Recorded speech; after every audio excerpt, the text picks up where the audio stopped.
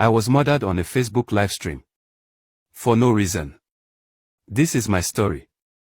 I am a 74-year-old man, by the name of Robert Godwin. After making my way home after spending some time with my family on Easter, I was approached by a strange man. This man had recently gone bankrupt. This man and his wife had recently divorced. This man had lost everything on gambling. He had lost everything, and was ready to make me lose everything. He came up to me with a camera pointed on my face. He told me to repeat the name Joylyn after him. I did do it, but I was very confused. He then said, "Joylyn is the reason you're dying today," and then he just shot me. My lifeless body was shared all over the internet, and the video the killer took is still being shared till today. My murderer took his own life just before getting caught by the police. Our dad forgave our mom for strangling us. Hi, we are Cora, 5 years old, Dawson, 3 years old, and Callan, 7 months old. Our mom, Lindsay Clancy, was a midwife at the Massachusetts General Hospital. Her friends described her as the mom everyone wanted to be. She was very caring, she was the best mom ever. But on January the 24th, 2023, a nightmare began. Our dad, Patrick Clancy, was asked by Mom to pick up some takeout food. When he came back home, he found Mom in the backyard.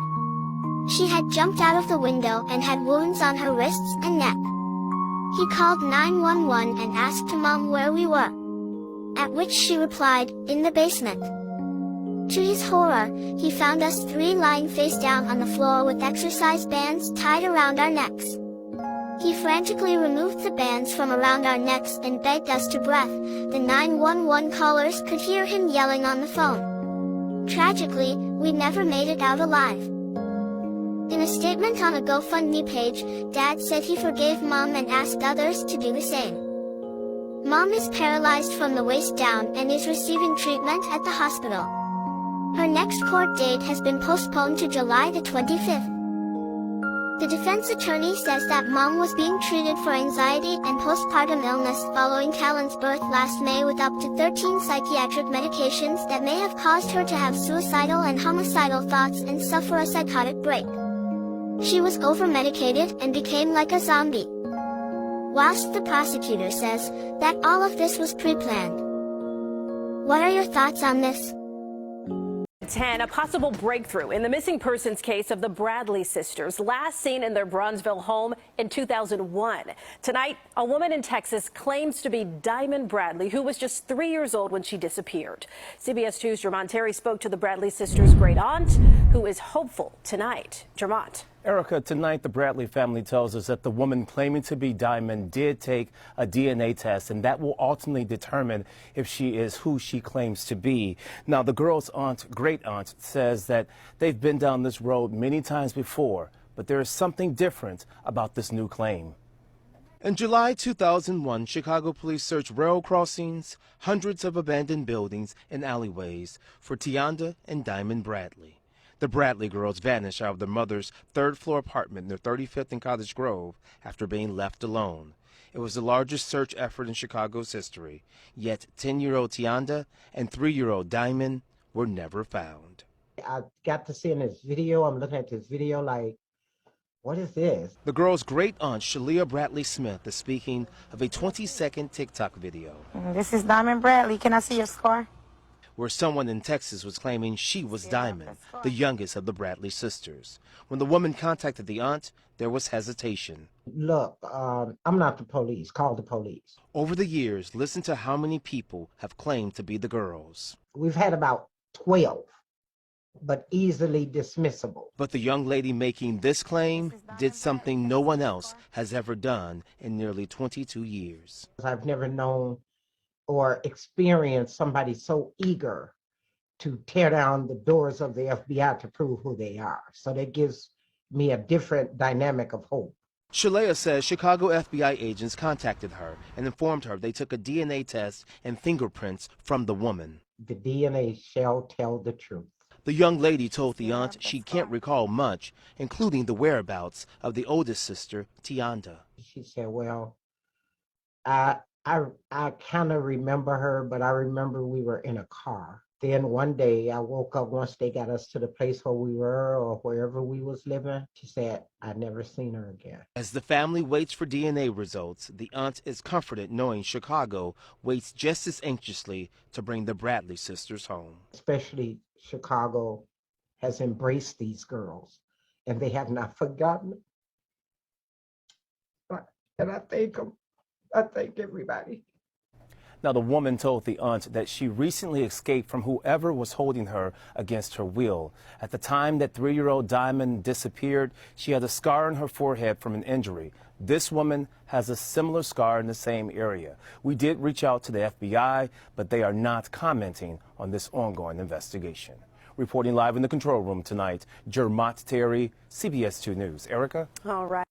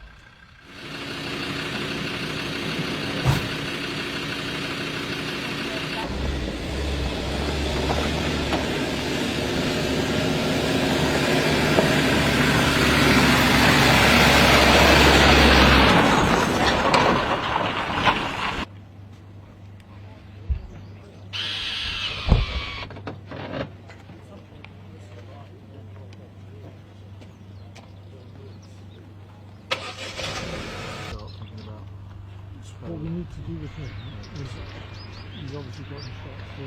He's got him here to get some of those tanks, and then that'll be able to do a piece of. It's being reported that there is one very specific thing that police are now searching for in relation to the Madeleine McCann case. In an unexpected turn of events, police are now searching a reservoir in Portugal near where Madeleine went missing, and it's been reported that there is one very specific thing that they are looking for. The Times reports that the key focus of this investigation is to try and locate the pink pyjamas that Madeleine was wearing on the night she went missing. In 2007, on the night Madeleine disappeared, her parents Kate and Jerry McCann put her to bed wearing this very specific ER pair of M&S pyjamas. Police are now understood to be searching for these pyjamas or any other fragments of clothing or rags. 45-year-old Christian Bruckner still remains the key suspect in this case, and police are understood to have received tip-offs that he has visited this reservoir. How accurate are reconstruction photos of unidentified bodies? Sometimes when a body is found in a condition that can't be identified, they'll build these 3D models just based on the remains they have. So today I'm going to tell you a story and we're going to see. This is the reconstruction model of Debbie Deer Creek, a body that was found in 1984 in Deer Creek, Montana. When she was found, it was Christmas Eve, and basically a wildlife photographer just saw her leg protruding from the snow. It was believed that she was a late teen but could be as old as 30, but there were no missing reports of women that age in the area. And she remained unidentified until 2006 when DNA evidence proved that she was Marcy Bachman. She was a teen runaway who was a victim of Wayne Nance, a serial killer that operated in Montana in the 70s and 80s. This photo is actually of the two of them, and police had this photo, but someone had called in a false tip saying that they saw her in Seattle, so when police found this photo, they assumed she was alive and didn't think that she was one of his victims. When she was found, her face was completely unrecognizable, but you can see here, without any information to go on, they still made a model that looked somewhat like her. What do you think? She put the baby in the trash can, and then she put another clean liner over the top of it. The baby's dead, okay? We have him in trauma too, but she killed the kid. Yeah, how old was the baby? I don't know, it's full term. You are detained. You are not free to leave at this point. Do you understand that? So this 19-year-old lady was in a hospital. She gives birth in the restroom and throws her baby in the trash can, tries to hide it, and it dies in the process. While what this woman did was truly evil, something that's equally as evil is the damn comment section of this video. This crazy chick says this is the consequence of forced birthing. That poor, poor girl. And no, this woman didn't end there. Literally half of her profile is videos of her defending herself to the barrage of comments of people telling her she's terrible. You forced birthers are actually fucking insane. Here's another one. Y'all are showing zero compassion to the girl. None of y'all know what she was thinking or dealing with. I don't give a shit what she was thinking or dealing with. She threw a full-term baby into a trash can and tried to hide it. Someone said, literally, this deserves such a harsh punishment. And then someone replies to her, it literally doesn't. And then she says, okay, if someone kills you, it doesn't deserve a harsh punishment. And they said, I'm a grown-ass woman, not a 5-second fetus. I was a soldier who cooked my girlfriend in our apartment above a voodoo shop, ate her, and then jumped to my death. The detectives would find her charred head in a pot. Her legs and feet were in pans. The rest of her body was in rubbish bags in the fridge at the apartment we had in New Orleans, Louisiana. In my 20s, I had served in Afghanistan and Iraq. You could say I was proud and bitter about the experience. Then in the middle of Hurricane Katrina, Addie had given me shelter. That's where we fell in love. Over time, my past would catch up to me and have caused me great depression. Addie had accused me of cheating on her and I snapped. I strangled her out of rage and watched her life leave her eyes. I scared myself not by the action of calmly strangling the woman I'd loved for 1.5 years. I then dismembered her body and seasoned her pretty well. After I did my deed, I walked over to the Omni Hotel and had one last drink before jumping off of a roof. The cops would find my suicide note in my pocket that led them to my girlfriend. The stove I used to cook and eat her is now on display at the Bloody Mary New Orleans Haunted Museum. I don't know what my mama did to you. I really don't. 34-year-old was the mom of a teenage girl and had a reliable, stable career. Her close friends and family praised her for being a dedicated mother and described her as a genuine person. July had been dating her boyfriend, Jim Latner, for 2 years. Both were residents of Warren. On January 13, 2017, at about 7:30 a.m., tragedy struck just as she was preparing to leave the residence they both shared. Only a few minutes later, a panicked Jim phoned 911 to report finding July shot outside of their residence. When the police arrived, they found July lying in a pool of blood near her vehicle. She had sustained many gunshot wounds, some to her body and one to her head.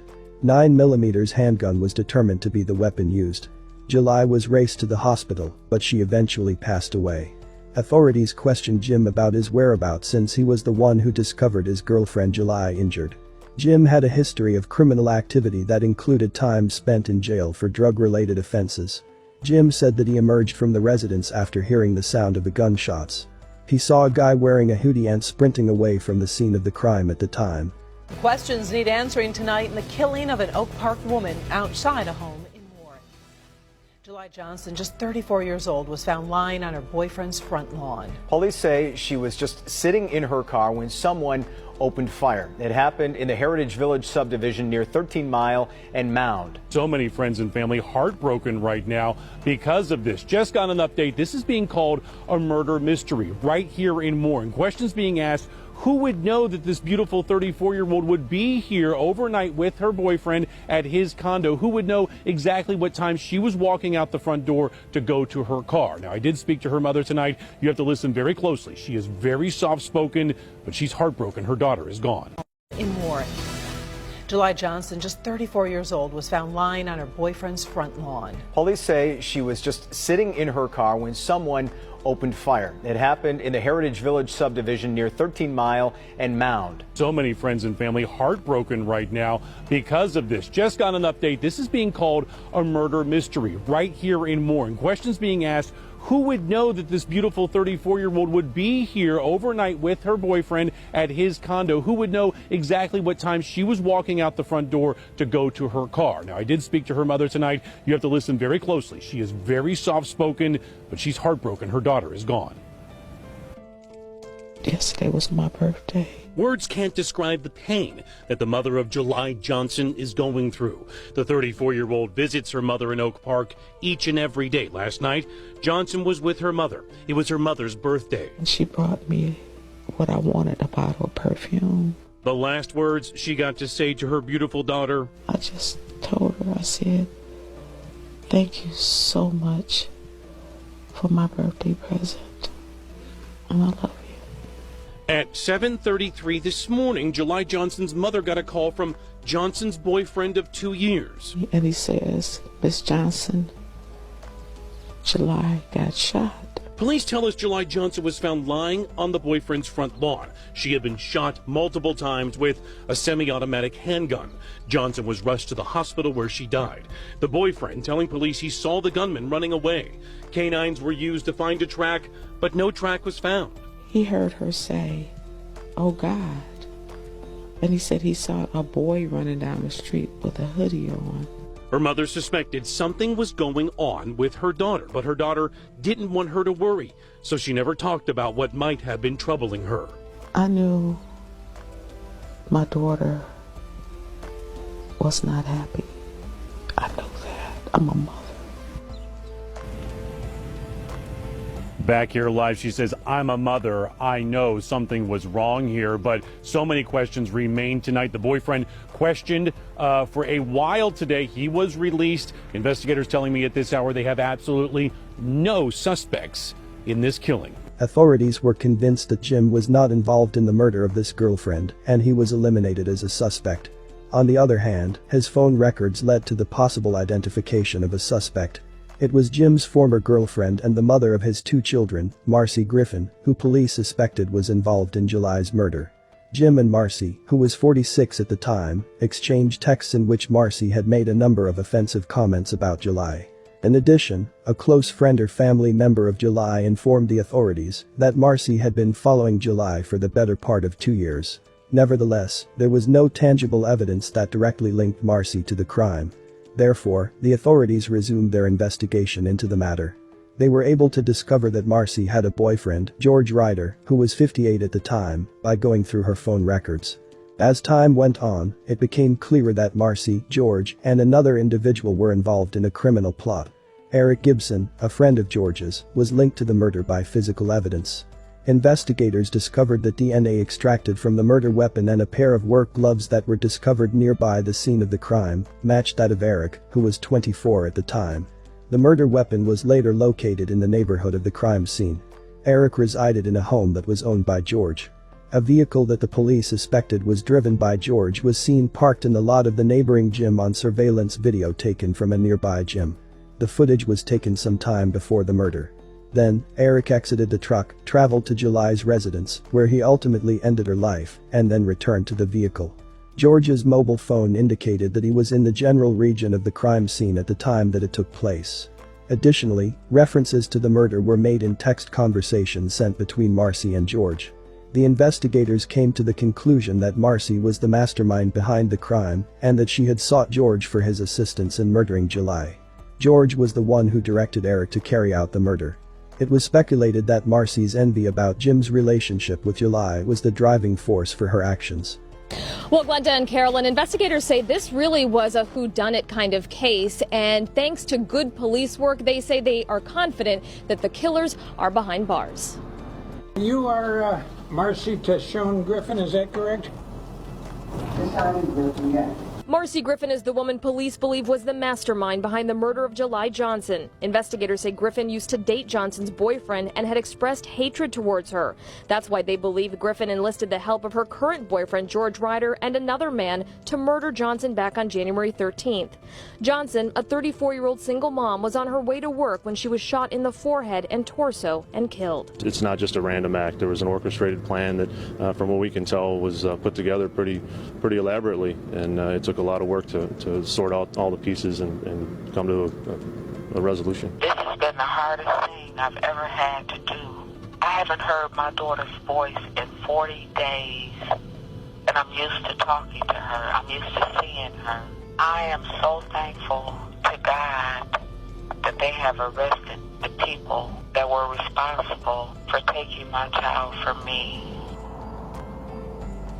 Ms. Johnson went on to say a big thank you to all the police and investigators who worked on this case. As for those suspects, all three of them are charged with first-degree premeditated murder. Marcy Griffin, and George Ryder, her current boyfriend, are being held without bond. The other suspect, the suspected gunman, Eric Gibson, is being held in Wayne County on an unrelated charge. In June of 2019, a jury convicted all three of them guilty of murder, and the first is still being held in the Macomb Correctional Facility in Lenox, which is located in the state of Michigan.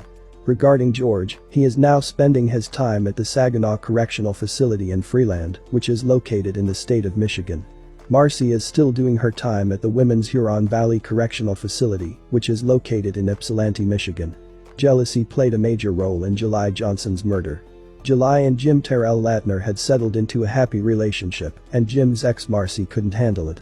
So she decided she would end July's life and take a mother away from her teenage daughter. Her selfish criminal act caused July's friends and family an unimaginable amount of pain. For their afternoon newscast. All right, so here we see some family members. Jennifer, who do you recognize here? Well, I have to get on my glasses to answer that question. There is that is Kaylee's sister. Yes, and the her baby. Gonzalez sister here. Yes, these are the Gonzalezes. And his attorney. And then you also see, well, both Gonzaleses are there. His attorney is in the background. And then, of course, his sister. I would believe that is entirely Goncalves family and friends. 1 minute ago, Brian Enton tweeting, Brian Kohberger just entered the courtroom. Still no tweet from Brian signifying that Judge has entered the courtroom yet for the arraignment to officially begin. Once, of course, he enters the courtroom, that will signify the beginning of the arraignment. Again, the arraignment is going to be a formal presentation of the charges from the indictment. And then, of course, Brian Kohberger is expected to enter a plea of not guilty. But we'll, of course, follow this in real time on Twitter. And then the moment that we're allowed to give you the video from inside and transmit the video from inside the courtroom, we will do so here live as we see some people making it up the stairs and into the Latah County courtroom. This is believed to be in the last hour at some point. Again, this is courtesy of our friends at News Nation. A British YouTuber/TikToker is in police custody after a series of his disturbing pranks went viral. @Madman Mizzy had over 200,000 followers on TikTok and roughly 40,000 subscribers on YouTube before both accounts got banned. In this recent video, the 18-year-old filmed himself walking up to a random elderly woman in a park. Then he picks up her dog and runs off with it. Another series of pranks is the Do You Wanna Die prank, where Mizzy and his friends walk up to strangers and keep asking repeatedly, do you wanna die, do you wanna die, and sometimes chase them. And one of the most concerning of all was walking into random people's houses. This family asked Mizzy and his friends to leave, saying that they have children in the house. Mizzy pulled this prank at least one other time, but he ended up running out before the family noticed. And these are just a few of dozens of videos showing Mizzy just harassing strangers. According to The Independent, Mizzy was previously arrested back in January for harassing Jewish people. For that, Mizzy said he pleaded not guilty to criminal damage. Hours ago, Mizzy's friends filmed him being taken away by police. As of now, it's unknown what charges he faces, if any. The Idaho suspect allegedly stalked another female student months before the massacre. I'm going to do something I usually don't do and talk about speculation and rumor. Dateline reported a female college student said that her house was ransacked. She said that nothing was stolen. If I were betting, I would say something was stolen that she wouldn't notice, but was personal, like underwear. The Idaho suspect used to work in security. She asked him to install security cameras in her home. Later, someone reported that he could view her inside her home, which is probably how he set it up. The media has already drawn several parallels between BTK and this guy. BTK also installed security systems. BTK stands for Bind, Torture, Kill. You'll find that in real detective work, there are few coincidences, and certainly not more than one. While the suspect was getting his master's degree, he studied under Dr. Kathleen Ramsland. She's interviewed BTK at length, and a year ago, I cited her on my podcast when I was talking about BTK. That's over on the tube if you want to listen to it. With very dark sexual fantasies, BTK would steal women's underwear. He also collected their IDs as trophies. When they did one of the search warrants on the Idaho suspect, several IDs were listed. Just before the murders and close to the house, a female student called the police to report that her car had been ransacked and her underwear was stuffed in her cup holder. As a street cop, you'd probably write this up as a homeless person or a prank. You might not even do a report, but it could be a major signal. In one of his interviews, BTK said that he would do something called cubing. You and I would probably call that compartmentalizing. For example, as a cop, I could see horrible things, but I can compartmentalize that and come home and be a good dad. I think we're going to find out the Idaho suspect can do the same thing, but to an extreme. When they put out the description of the vehicle, his own sister said he could be a suspect. Allegedly. Usually it takes a lot to convince a family member that somebody's capable of such a heinous crime. So that tells me there's probably something in their past. And several of his siblings work in mental health. I've said before, I think there's a mountain of evidence they haven't released yet. And it's going to be stuff that he missed, because he's never been a cop. He's just studied criminology. Like when he cleaned out his car, he cleaned what he could see. But do you think he cleaned the seatbelt after he took it off and it rolled back up into the frame? When BTK was arrested and they did a search warrant, they had a treasure trove of all of his collections. Even journaling for thoughts on the killings. And he used to draw bound women. That's another thing they have in common, the disdain for women. I'm guessing they found a massive amount of digital evidence. BTK confessed and pled guilty. We'll see what happens with this one. 911, what are you reporting? Hi, ma'am. Hi, this is 911. Yes. What's going on there? Please help me.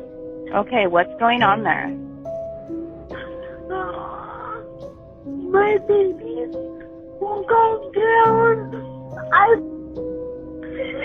Yes.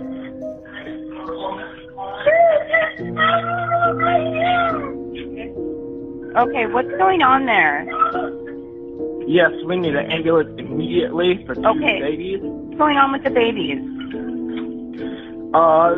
They're bleeding right now. We need an ambulance immediately. Where are they bleeding from? The neck. We need an ambulance. My partner is talking to them. Why are they bleeding? What happened to them? I'm not sure. Send the ambulance immediately. Okay. Please. I don't want them to die. I don't want them to die.